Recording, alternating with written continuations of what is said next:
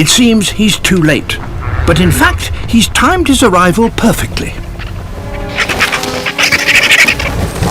There's no meat left. And that's exactly the moment that the lammergeier has been waiting for. It's bones he's after.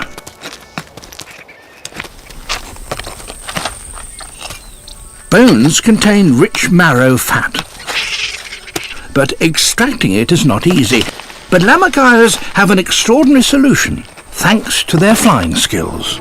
Soaring up on thermal air currents and positioning the bone parallel to his body to minimize drag, he soon reaches the perfect height.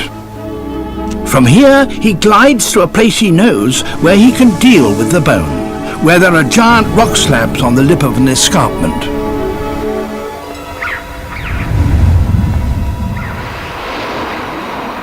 The bone is smashed.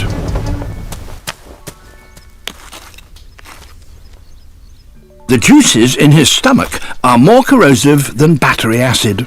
They dissolve the bone so that he can now digest the marrow. Because now the young lammergeier has his turn.